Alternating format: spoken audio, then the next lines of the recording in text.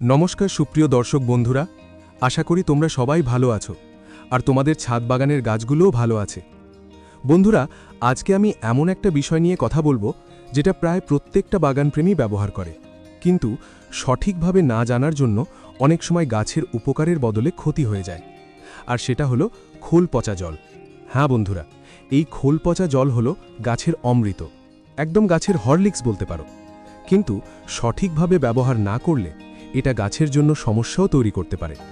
অনেকেই কি করেন, খোল ভিজিয়ে জল বানান, কিন্তু অনুপাত ঠিক রাখেন না। কেউ বেশি ঘন করে দেন, কেউ আবার ডিএপি মিশিয়ে দেন, কেউ দুর্গন্ধের ভয়ে একেবারেই ব্যবহার বন্ধ করে দেন। আর এখানেই হচ্ছে বড় ভুল। যারা বহুদিন ধরে বাগান করছেন তারা হয়তো জানেন, কিন্তু যারা নতুন শুরু করেছেন তাদের জন্য আজকের এই ভিডিওটা খুবই গুরুত্বপূর্ণ। আজ আমি পুরো বিষয়টা একদম শুরু থেকে শেষ পর্যন্ত সহজভাবে বুঝিয়ে দেব। খোল পচা জাল কিভাবে বানাবেন, কি অনুপাতে বানাবেন, কখন দেবেন, কতদিন অন্তর দেবেন, ডিএপি কেন মেশাবেন না, দুর্গন্ধ কিভাবে কমাবেন, সব পরিষ্কার হয়ে যাবে। প্রথমে উপকরণ বলি। 1. সর্ষের খোল। 2. পরিষ্কার সাধারণ জল। 3. একটা মাটির পাত্র। 4. ঢাকনা। 5. চাইলে সামান্য গুড়, আর দুর্গন্ধ কমাতে চাইলে একটু চা পাতা। এবার আসি একদম সঠিক মাপের কথায়। ধরুন আপনি 10 লিটার খোল পচা জল বানাতে চান, তাহলে লাগবে 100 গ্রাম সর্ষের খোল। এই 100 গ্রাম খোল প্রথমে 1 লিটার জলে ভিজিয়ে রাখবেন। যদি 20 লিটার বানাতে চান তাহলে 200 গ্রাম খোল আর 2 লিটার জলে প্রথমে ভিজিয়ে রাখবেন। এই অনুপাতটা খুব গুরুত্বপূর্ণ, অর্থাৎ 1 লিটার জলে 100 গ্রাম খোল। এটাই মূল বেস রেশিও। এবার পাত্রের কথা বলি। সবচেয়ে ভালো হলো মাটির পাত্র। প্লাস্টিক এড়িয়ে চলাই ভালো, কারণ মাটির পাত্রের ভেতর দিয়ে হালকা বাতাস ঢুকতে পারে, আর এই বাতাস উপকারী ব্যাকটেরিয়াকে বাঁচিয়ে রাখে, ওদের বাড়তে সাহায্য করে।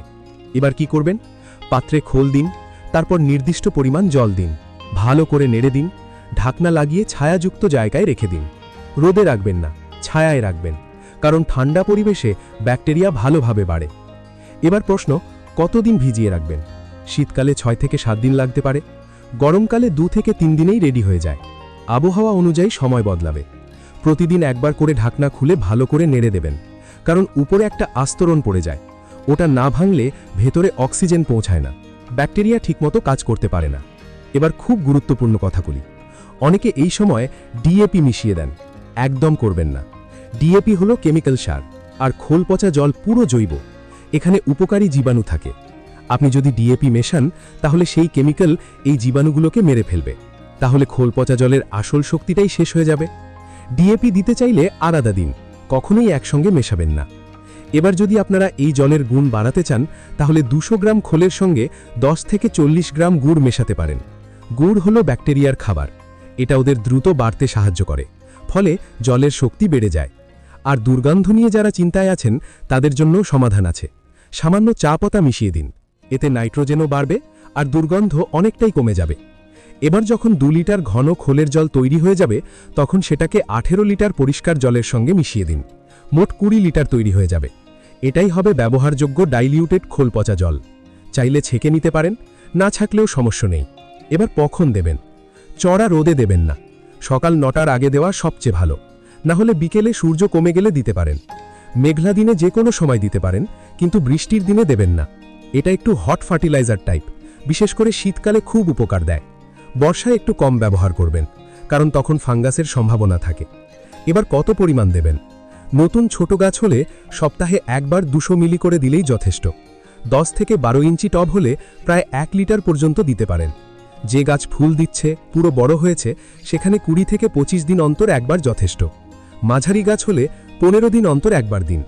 সবসময় খেয়াল রাখবেন যতটা জল সাধারণত টবে দেন তার কাছাকাছি পরিমাণে খোল জল দিন। এবার ফলাফল কবে দেখবেন?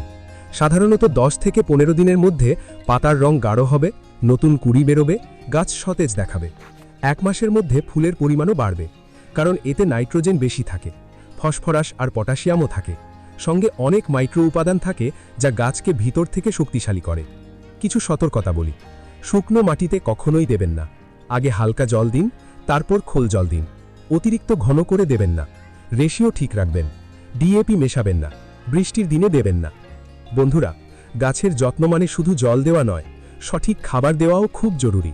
আর এই খোল পচা জল যদি সঠিকভাবে ব্যবহার করেন তাহলে সত্যিই এটা গাছের হরলিক্সের মতো কাজ করবে। ভয় পাবেন না, দুর্গন্ধ দেখে পিছিয়ে যাবেন না। সঠিক পদ্ধতি জানলেই সব সহজ।